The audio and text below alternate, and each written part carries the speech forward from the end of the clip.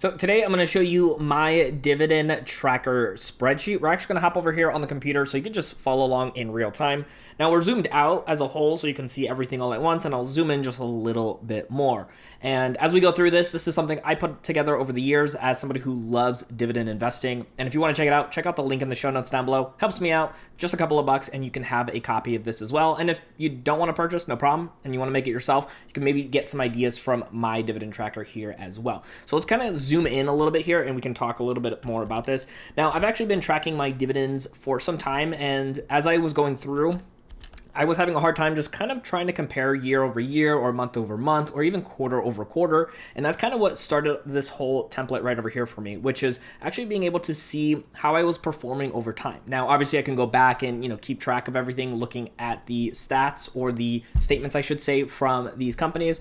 So you can see here back in 2019 was when the main portfolio with my M1 Finance account, which is what I actually share on this channel, with how I've actually been showing up with my dividends. So you could see the first dividend in this overall portfolio with M1 Finance dividends was actually in March of 2019 for 2 cents. And you can see over here, as of this recording, in March of 2024, it was $336.64.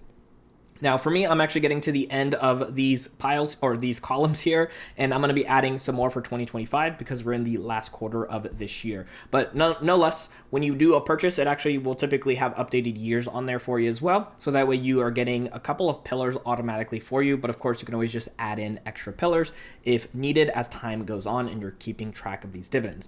Now, for me personally, I have multiple different accounts that I want to keep track of. So for example, this is with M1 Finance in here, and you can see here towards the bottom, we also have a Robinhood IRA account, which is where we're actually earning some dividends as well. So we have a separate tab for this one, but what's really cool and what I love most is I have a tab that has all of them accumulated together, all mathematically already done on the back end for me. So that way I don't have to do the math. It'll just compile all of it together to have my total dividend income. Now I'm going to zoom out on this page here just a little bit so you can kind of see how it looks over here. Obviously all of these different markers here. Now these graphs here are just for me really visually, because even though I love these numbers, I just also like to see things happening in real time with these graphs.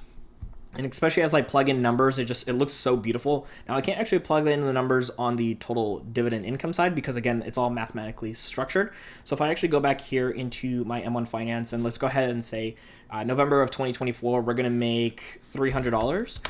We also see all of these charts automatically update for us, and we get to see how it's actually impacting us as a whole when it comes to our overall charts and our numbers as well too. So that way I can get excited about when we're having increases either month over month, year over year, quarter over quarter, any of those kind of things.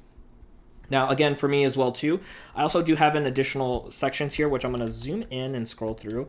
Now I have like a growth, which this I just manually adjust but based off of what I want to actually see percentage wise. So I'll just have to do the math and like switch out these numbers so I can see, if I want to compare last quarter to the quarter, in the previous, or the month in the previous quarter, I'll just go ahead and chug those in. But I did a year over year, of course, here at the very bottom as well. So for us here, obviously the first year we keep track, there is no growth. It's just the initial income that we have. And then you can see here the percentages that we increase from the year prior. Obviously they get a little bit smaller because a 2,000% increase is not really viable for that long term. But you can see here, even in 2024, we're actually having an increase of over 50+%, whether that's actually putting more money in or having those dividends coming in as an increase. All great things because it's all being calculated in here for us.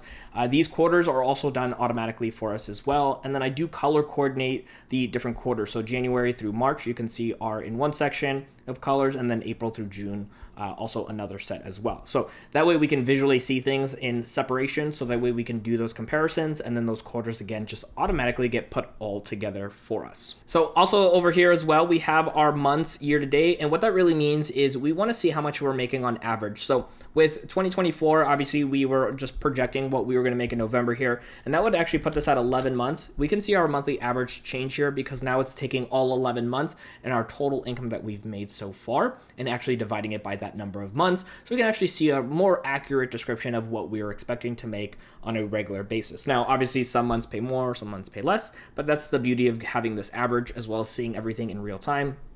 And you can see here, like for us, we know that the last month in a quarter is always going to be our best month, or typically our best month. We can see that having played out here as well. Now, I went ahead and zoomed out a little bit so you can see your total dividends. Obviously, that's adding up all of your year-to-dates and how much you've earned. So as this keeps going up here for you, that will be included in that total for you, which is always a really nice thing.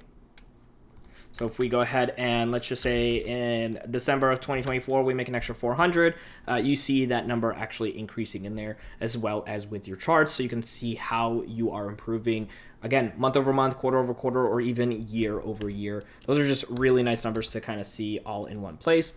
Something I did add more recently as well too is just this extra little tab here for us that actually shows, I'm going to zoom in here, our dividend increase estimates. So if you're somebody like me and have a certain amount of dividends that you hold, some of these companies have an increase on an annual basis, and I kind of forget when that actually happens, but I do get always excited to hear the news.